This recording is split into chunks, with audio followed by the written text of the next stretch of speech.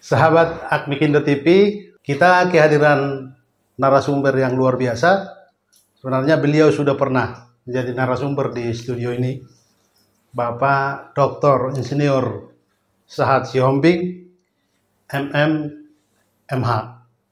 Beliau dulu berkarir di bank dan aktivis lingkungan, juga pengusaha, dan saat ini menjadi Ketua DPD DKJ Jakarta, Asosiasi Pengusaha Mikro Kecil Menengah Mandiri Indonesia atau Akmikindo.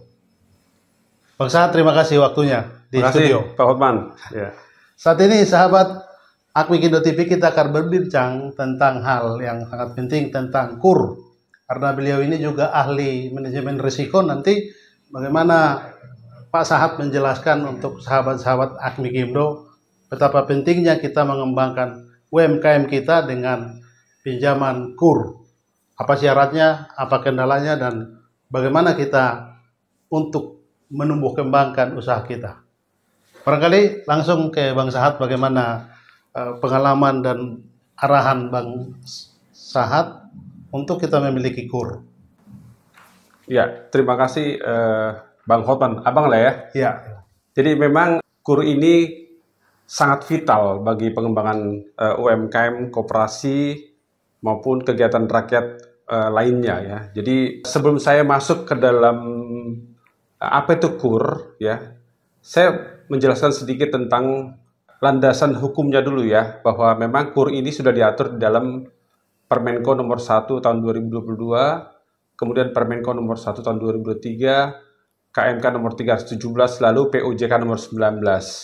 Artinya memang pemerintah sudah sangat peduli atau care terhadap bagaimana vitalnya KUR terhadap pengembangan usaha rakyat. Namun beberapa isu yang sekarang lagi banyak dibahas ya. Yang terakhir Permenko mengatakan bahwa Pak Muhammad Iskandar mengatakan bahwa KUR ini sulit diakses ya, baik oleh UMKM, koperasi, atau ekonomi kreatif maupun pekerja migran. Ini statement dari seorang Menko. Tentunya ini berdasar sekali ya, Pak Hotman ya. Kemudian yang lebih penting lagi adalah bahwa banyak pelaku UMKM kita yang bagus, ya karena tidak bisa akses ke perbankan, akhirnya menjadi pasarnya para rentenir dengan bunga yang sangat tinggi. Ini sangat kita sayangkan sebenarnya karena memang mereka tidak bisa akses ke perbankan. Kemudian ini yang mungkin menjadi sangat spesifik adalah bahwa untuk kredit KUR ini yang di bawah 500 juta, ini perbankan tidak memperbolehkan atau belum memperbolehkan bahwa kontrak yang diterima oleh seorang pengusaha UMKM ini menjadikan satu agunan atau kolateral.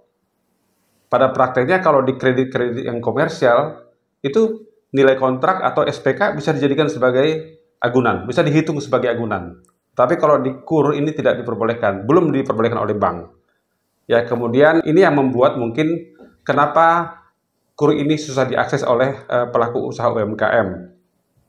Kemudian sebelum lagi kita detailnya, saya menyampaikan satu isu yang cukup menarik adalah bahwa pada tahun 2023 ya, target KUR pemerintah itu 450 triliun. Kemudian dikoreksi menjadi 297 triliun. Namun pencapaian hanya terhadap target awal hanya 57%. Ya, tetapi terhadap target revisi 87%. Artinya apa? Hal ini sesuai dengan apa yang disampaikan oleh Pak Menko Pemberdayaan Masyarakat RI, Pak Muhammad Iskandar, bahwa memang KUR ini masih sulit diakses. Data membuktikan hal yang sama. Kurang lebih itu yang mungkin akan kita bahas, Pak Hotman. Kenapa sebenarnya KUR ini sulit diakses ya? Makanya di dalam topik saya hari ini saya mengatakan bahwa KUR ini perlu direvitalisasi. KUR perlu direvitalisasi agar menjadi suatu motor bagi pertumbuhan atau perkembangan yang berkelanjutan daripada UMKM maupun koperasi. Kalau demikian, kredit usaha rakyat ini penting untuk mengembangkan UMKM. Padahal pejabat sendiri menyebut agak sulit diakses. Apa sebenarnya masalahnya?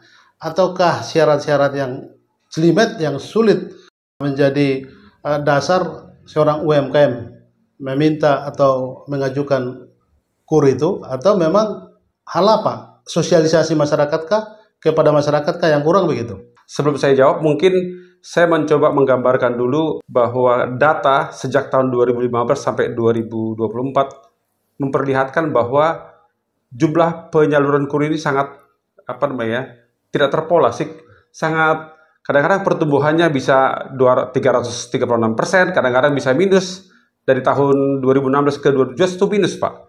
Tetapi dari tahun 2015 ke 2016 tumbuh 336%. Kemudian tumbuh lagi 9%, tumbuh lagi 6%, tumbuh 28%. Ini artinya satu pertumbuhan kredit yang tidak di-manage, Pak. Ini ada satu problem dari sisi data, Pak ya. Data. Nah, kembali ke pertanyaan Bapak ya. Kur ini kan ada dibagi, Pak. Ada kur super mikro, itu kredit yang sampai dengan 10 juta. Kemudian ada kur yang mikro antara 10 sampai 100, lalu kur kecil itu antara 100 sampai dengan 500 juta. Nah, kenapa kur ini sulit diakses ya? Secara ketentuan memang di dalam POJK maupun di dalam Permenko nomor 1 tahun 2023 bahwa kur yang nilainya sampai dengan 100 juta seharusnya tidak pakai agunan kolateral. Bentuknya bisa properti, bisa kendaraan. Tetapi faktanya Pak, semua bank itu tetap mewajibkan. Istilah mereka itu moral obligation, nggak diikat, tetapi tetap disyaratkan. Ya bagaimana Pak seorang pengusaha mikro meminjam kur 10 juta harus menyiapkan agunan tambahan. Akhirnya mereka mundur Pak, akhirnya mereka lari ke pinjol, mereka lari ke rentenir. Demikian juga yang sampai dengan 100 juta.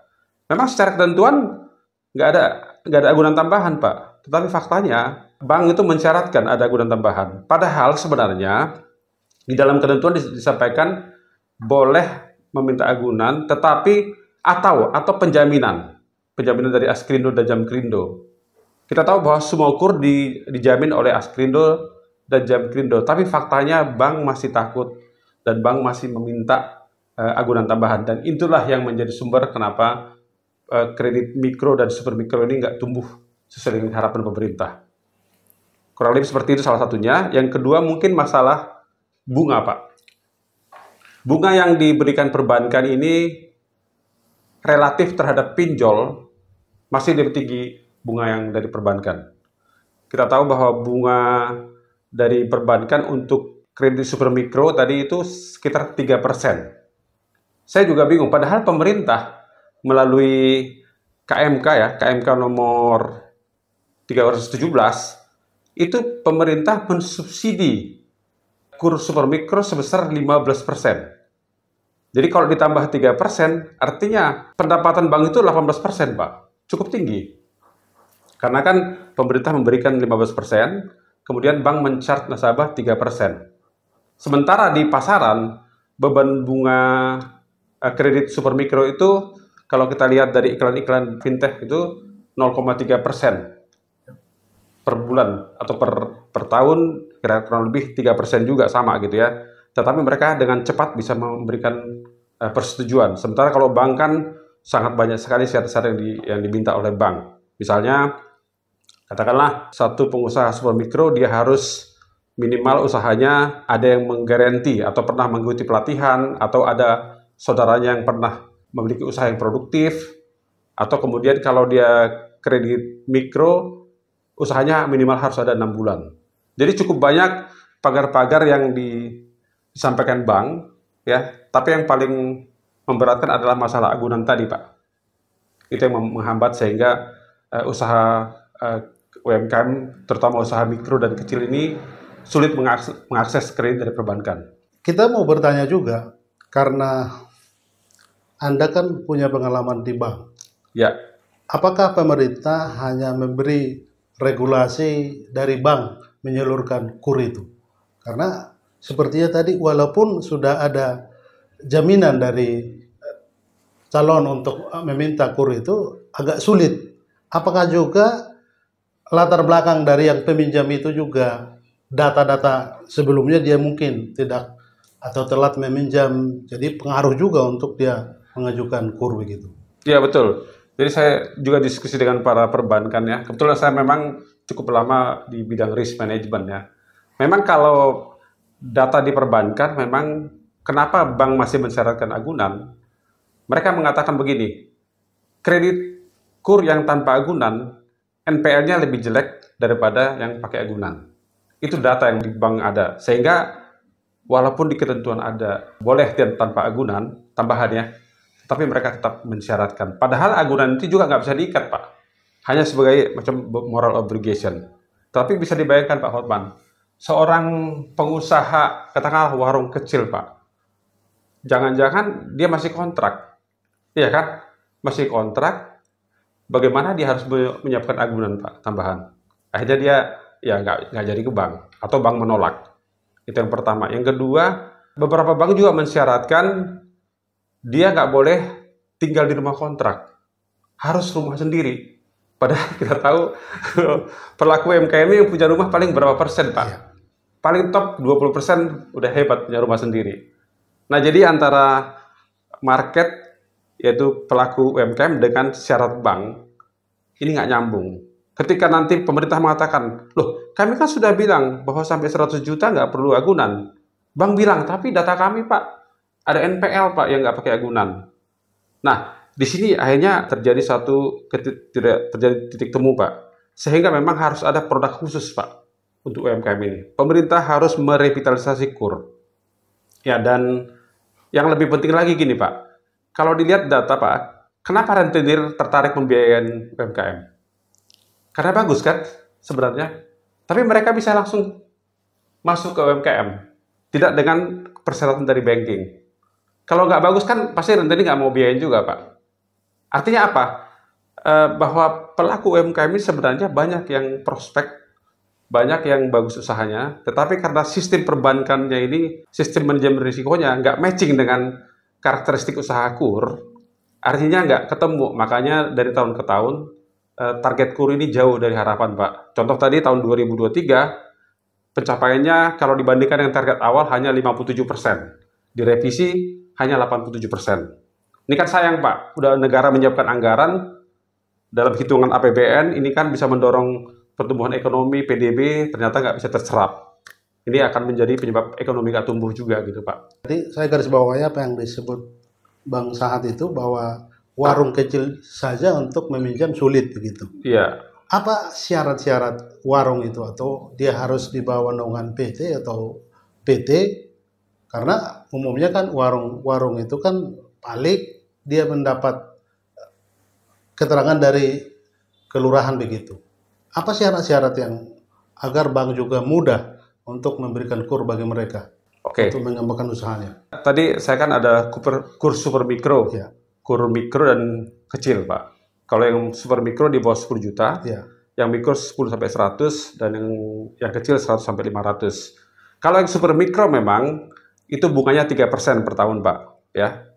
Tetapi plus 15% jadi 18%, Pak, di pembukuan bank sebenarnya. Nah, memang dari sisi syarat, kriteria pemohonnya adalah dia harus belum pernah menerima KUR. Jadi kalau dia pernah menerima sekali, tentunya tahun depan atau 3 tahun lagi setelah jatuh tempo, dia nggak bisa terima lagi. Ini memang menurut saya seharusnya kalau dia udah sukses, dia boleh terima lagi dong. Kan usahanya going concern, Pak. Nggak mungkin dia stop. Dia butuh modal kerja dan lain sebagainya. Itu, Pak, belum pernah menerima KUR. Ini mungkin mesti kita bahas juga. Apakah tidak diperbolehkan lagi yang udah pernah menerima KUR, dilarang menerima KUR berikutnya? Memang untuk mikro, super mikro, Pak, tidak ada pembatasan minimal waktu pendirian usaha. Jadi boleh 1 bulan, asal dia memang pernah, apabila usahanya kurang dari 6 bulan, Pak, dia harus mengikuti pendampingan. Dia harus mengikuti pelatihan kewirausahaan atau pelatihan lainnya. Kemudian tergabung dalam kelompok usaha. Mungkin seperti asosiasi Apikindo seperti ini kan. Ini menjadi satu syarat untuk mendapatkan KUR super mikro. Atau memiliki anggota keluarga yang telah mempunyai usaha produktif dan layak. Nah, kemudian juga dia harus memiliki NIB, Pak. Nah, kita tahu bahwa usaha-usaha mikro ini memang dalam pikiran mereka, wah, ngurus NIB berapa biayanya, Pak? Iya kan? Dan mereka belum tentu tahu kemana harus mengurus. Nah, mungkin kita dari Apikindo ini memang berencana akan membantu para pengusaha super mikro, mikro dan kecil ini agar memiliki legalitas. Ini penting juga karena mereka akan suatu waktu akan menjadi pengusaha yang naik kelas, sehingga memang dari aspek legal harus disiapkan. Itu yang super mikro, Pak. Nah, kalau yang mikro tadi bunganya berjenjang juga dari 6% naik jadi 7%, kalau dia yang kedua, yang ketiga 8%, yang keempat 9%. Jadi boleh pinjam nih kalau yang super mikro. Tetapi memang usahanya harus minimal udah per 6 bulan, Pak. Ya. Bisa meminjam kredit modal kerja jangka waktu 3 tahun, lalu untuk KI investasi bisa 5 tahun. Tetapi minimal usahanya telah berjalan 6 bulan. Nah, ini juga saya soroti karena gini, Pak. Kita tahu bahwa cukup banyak pensiunan PNS ataupun BUMN yang pensiun mau mencoba usaha. Artinya mereka nggak bisa pinjam, Pak, karena usahanya belum 6 bulan. Ya kan? Sebenarnya ini kan secara kompetensi pensiunan BUMN atau PNS kan punya kemampuan, Pak. Tetapi ketika mau berusaha nggak ada modal, nggak bisa pinjam karena belum 6 bulan. Nah, ini mungkin juga perlu dilihat bagaimana pemerintah atau perbankan bisa juga menyasar para pelaku UMKM yang baru. Atau katakanlah, Pak, milenial atau Gen Z yang baru tamat, Pak. Baru tamat dari kampus, melamar nggak ada kerjaan, nggak ada yang menerima kerjaan karena mungkin sedikit lapangan kerja, lalu mencoba berusaha. Akhirnya nggak dapat pinjam dari bank karena belum 6 bulan. Nah, ini mungkin perlu ditinjau, terutama gini, Pak, katakanlah dia dapat SPK dari pemerintah. Nah, di Indonesia, SPK ini belum bisa dihitung sebagai agunan. Kalau di negara lain, contoh katakanlah seperti Malaysia, kemudian Korea Selatan, perbankan itu sudah menilai SPK ini sepanjang pemberi SPK ini kredibel, itu dihitung sebagai agunan, Pak. Jadi katakanlah nilai SPK 500 juta, ya kan? Dihitung sekitar 60%, berarti 300 juta dianggap sebagai agunan, Pak. Jadi kalau KUR kan agunannya 70% dari nilai kredit. Jadi ketika dia minjam kredit 500, berarti dia tinggal menambah sedikit lagi agunan, Pak. Karena SPK dianggap sebagai agunan. Tetapi KUR di Indonesia nggak bisa, Pak. Nggak dihitung nih SPK sebagai agunan. Nah, ini yang saya justru usulkan dalam revitalisasi KUR ini, agar nilai kontrak ini bisa dihitung sebagai agunan. Sepanjang pemberi kontrak ini kredibel lembaganya. Di poin itu kita mau tanya Ya. soal revitalisasi itu. Apa pentingnya harus diperbaiki itu? Pentingnya adalah, kan gini, Pak, sebenarnya prinsip pemberian kredit adalah yang paling utama adalah namanya first way out, Pak. Ada sumber pengembalian itu adalah dari usahanya, Pak. Bukan jaminan tambahan. Tambahan itu second way out, Pak. Ya. Jadi di dalam ketentuan OJK maupun Bank Indonesia dikatakan bahwa yang paling utama adalah keyakinan bank dalam memberikan kredit. Itu yang paling utama, Pak, keyakinan. Nah, keyakinan itu kan tentunya dilihat dari nilai sumber pengembalian, SPK-nya bagus nggak? Sehingga kalau mereka nggak yakin, ya memang nggak usah dikasih dari awal, Pak. Tapi kalau SPK-nya katakanlah dari pemerintah daerah atau dari Kementerian BUMN atau dari Kementerian Keuangan, katakan gini, Pak. Masa nggak percaya, Pak, dengan SPK-nya? Nanti kan tinggal dibuat standing instruction, lalu ketika ada pencairan langsung masuk ke rekening dipotong. Kan gitu, Pak, modelnya. Jadi, nah, tapi itu nggak dihitung sebagai agunan. Sehingga pelaku UMKM harus menyiapkan agunan tambahan 70% dikali nilai kredit. Misalkan kredit tadi 500 juta, berarti 350 juta. Bapak bayangkan, Pak Hotman, seorang pengusaha kecil harus siapin agunan 350 juta. Boro-boro agunan 350 juta, Pak. Rumah aja masih kontrak. Nah, ini yang memang harus kita revitalisasi, Pak. Dan yang paling utama adalah memang para RM perbankan, para analis kredit harus dibekali dengan pengetahuan, dengan ilmu bagaimana membaca usaha yang baik, Pak. Itu paling penting. Karena agunan pun nggak bisa dijual, Pak. Pada saat kredit macet KUR yang sampai dengan 100 juta, itu kan hanya dipegang, Pak, di bank. Ini nggak bisa dieksekusi secara hukum. Tetapi dalam proses sudah memberatkan. Ya, itu yang menjadi hambatan kenapa tadi Pak Menko Pemberdayaan Sumber Manusia Indonesia itu mengatakan bahwa KUR masih sulit diakses. Jadi dari sisi produknya harus nyiapin agunan, kemudian juga disyaratkan agunan, padahal sebenarnya nggak perlu karena sudah dijamin oleh Askrindo dan Jamkrindo, tetapi masih disyaratkan agunan. Nah, ini yang paling berat sebenarnya itu, Pak. Selain mungkin akses dalam proses permohonan, karena sekarang kan hampir semua perbankan masih istilahnya manual, Pak. Sementara kita bandingkan dengan fintech, dia kan sudah pinjaman 1 menit cair, ya Pak ya. Ya. Anda KTP cair. Walaupun dibatasi maksimum 50 juta ya. Nah, tapi secara proses, kalau orang misalkan dia pelaku UMKM, masuk satu bank BUMN yang mewah Pak, mungkin takut dia Pak. Wah, ini pasti mahal dan sebagainya. Sehingga perlu dipikirkan proses yang digital. Jadi akses digital. Nah, masalahnya apakah pelaku UMKM ini sudah literasi digitalnya sudah bagus atau tidak? Ya. Nah, maka itu peran seperti Apmikindo ini nanti akan melakukan edukasi kepada masyarakat pelaku UMKM, ya. Kemudian juga saya juga baru tahu bahwa KUR ini bisa kepada pekerja migran, Pak. Jadi kalau orang mau seperti kami ini, kebetulan saya sebagai ketua umum Lektoba Center, Pak, kami berencana mengirim beberapa orang dari Danau Toba, orang-orang yang kebetulan tidak mampu secara ekonomis, kita didik di satu LPK, lalu diberangkat bekerja di Jepang. Nah, ini kan mereka nggak punya uang. Ternyata KUR bisa membiayai mereka, Pak. Tapi karena memang sifat KUR ini belum bisa agunannya dari kontrak yang mereka terima dari perusahaan Jepang, kembali mereka harus siapin agunan lagi, Pak. Sehingga nggak matching lagi. Nah, inilah yang saya katakan KUR ini perlu direvitalisasi, ya. Dan juga dari sisi prosesnya, ya, dari sisi agunannya, dan dari segi kompetensi para analis kredit kepada account officer di perbankan agar mampu membaca usaha-usaha yang dari sisinya berprospek baik ya ke depannya, kemudian juga dari sisi track record orangnya juga baik. Itu Pak, penting banget Pak. Jadi ngasih kredit itu adalah keyakinan, bukan pegadaian Pak. Bank itu bukan pegadaian. Kalau tadi seperti Bang Sahat bilang, kaum yang kerja di migran juga, pekerja migran itu juga punya kesempatan mendapat KUR. Iya. Bagaimana misalnya kita contohkan para pelaku UMKM yang di tanah air ini. Kita sebutlah dia UMKM di pertanian begitu. Ya. Tapi dia tidak punya dasar jaminan untuk mendapatkan KUR. Iya. Sebagai ahli manajemen risiko kan bisa dihitung barangkali ini, Pak. Bagaimana kita mengusulkan agar mereka juga diberi kesempatan, misalnya orang-orang yang di pertanian ini kan kita lihat dari panennya, misalnya dia tidak punya tanah tapi mungkin kontrak tanah tapi berproduksi itunya panennya begitu.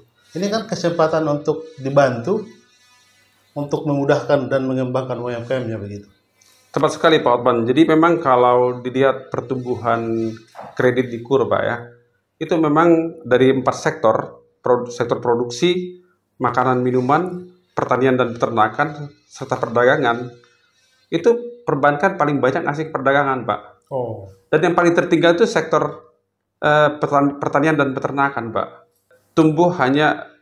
Tercapai hanya 14% tahun 2023. Padahal nyata kan yang mereka kerjakan. Ya, mereka nyata. Memang kembali tadi, Pak. Pertama mungkin harus menyiapkan agunan tambahan. Yang kedua memang kemampuan dalam melihat prospek tadi, Pak. Jadi memang begini, bicara mindset dia perbankannya. Memang saya juga paham waktu saya di bank, memang sangat ketakutan dengan NPL, Pak. Begitu NPL, wah kita di audit, ya kan. Kemudian juga pimpinan bank juga akan dipertanyakan bagaimana, kenapa nggak pakai agunan? Kembali seperti itu ya. Jadi ada ketakutan dari bank itu bisa kita sikapi karena memang produknya ini memang masih terlalu umum produk KUR kita. Makanya saya katakan ini perlu direvitalisasi, dibuat kredit khusus Pak memang. Harus khusus Pak. Dan lembaganya pun sebetulnya harus khusus Pak, banknya. Memang BRI katakan dia memang udah khusus ya, tapi kan dia bercampur dengan korporasi dan lain sebagainya. Ya, sehingga memang untuk pertanian dan peternakan ini, betul yang Pak bilang, seharusnya memang dibekali Pak, para analis kredit bisa membaca prospek ke depan bagaimana siklus income para petani. Contoh nelayan Pak. Nelayan yang ada di Kepulauan Seribu, Pak. Dengan ketika ombak ada, ya, ketika musim tidak banyak ikan, mereka kan income-nya turun. Tapi ketika mereka musim panen, ikannya banyak, mereka akan dapat income yang gede. Nah, ini produk-produk ini harus didesain memang by sektor, gitu Pak. Jadi sehingga perbankan pun nggak takut menyalurkan karena memang sudah disiapkan produk yang sesuai dengan karakteristik daripada bisnisnya. Jadi ini peran dari risk management sebenarnya, bagaimana melakukan satu identifikasi risiko, lalu mengukur risikonya, lalu kemudian membuat mitigasi risiko sehingga perbankan pun tidak terbebani NPL. Seperti itu Pak. Kita tanya di Akmikindo Jakarta ini. Iya Pak. Sebagai Ketua DPD Akmikindo Jakarta, Dr. Sahat kan perlu kita dengar juga gagasannya apa yang harus dilakukan pada semua anggota. Terkait tadi UMKM pertanian jelas tidak ada di Jakarta ya, karena Dinas Pertanian saja tidak ada di Provinsi DKI. Bagaimana harapan kita agar teman-teman UMKM sadar begitu pentingnya bergabung dalam organisasi, karena sepertinya banyak hal yang bisa termudahkan ketika seseorang, misalnya dia seorang pelaku UMKM, dia sendiri untuk memperjuangkan nasibnya dibanding dia menjadi bagian dalam satu organisasi. Akmikindo misalnya, apa yang bisa ditawarkan Akmikindo bagi orang-orang yang bergabung di Akmikindo? Ya, betul Pak, pertanyaan baik sekali Pak. Memang di Jakarta pertanian juga ada loh Pak. Ada ya? Kategori seperti kalau kita lihat kategori pertanian dan peternakan Pak, ikan Pak. Oke. Yang di Pluit ya, Jakarta Utara itu kan banyak Ya. Pak. Itu Perikanan, Bang? Ya, perikanan Pak. Ya, perikanan. Masuk kategori pertanian dia Pak, subnya itu. Nah, memang untuk seperti yang saya katakan tadi bahwa di dalam super mikro Pak, itu usahanya nggak dibatasi. Boleh baru mulai usaha asal ada satu pendampingan. Dia berada dalam satu komunitas penjamin seperti itu Pak. Nah, mungkin Akmikindo nanti akan mencoba membuat satu kesepakatan dengan perbankan. Apakah perbankan salah satu BUMN, sehingga nanti yang menjadi semacam induk daripada para UMKM ini adalah Akmikindo. Misalnya contoh, kita akan minta bantuan bank untuk melakukan pelatihan bagi mereka mengenai bagaimana memanage kredit misalkan, bagaimana menyusun laporan keuangan yang sederhana. Itu nanti peran-peran Akmikindo. Yang paling sederhana lagi, bagaimana Akmikindo bisa membantu membuat NIB misalkan Pak. Atau ketika mereka ada, katakanlah mereka ada kasus hukum, digusur misalkan, karena padahal mereka memiliki legalitas misalnya. Kebetulan Akmikindo kan memiliki lembaga bantuan hukum. Nah, nanti bisa sebagai anggota Akmikindo, dia nanti berhak dilindungi oleh lembaga kita, ya memiliki hak karena mereka telah terdaftar sebagai anggota Akmikindo. Itu kurang lebih manfaatnya Pak. Kalau koperasi dimanfaatkan organisasi juga untuk membantu para anggotanya misalnya. Kalau di Akmikindo kita contohkan koperasi Akmikindo itu bisa juga membantu modal dari para anggotanya. Apa yang bisa dilakukan? Atau memang agak sulit begitu? Oh bisa. Jadi KUR ini gini Pak, ada dua mekanisme Pak. KUR itu ada yang sifatnya lembaga keuangan langsung kepada debitur KUR. Tetapi ada yang namanya linkage Pak. Linkage itu artinya koperasi. Kebetulan kan Akmikindo punya koperasi Pak. Koperasi yang anggotanya nanti adalah anggota Akmikindo itu melakukan satu seleksi awal, kajian awal, sehingga katakanlah dapat 100 orang yang dianggap ini cukup memiliki prospek dan itikat yang baik.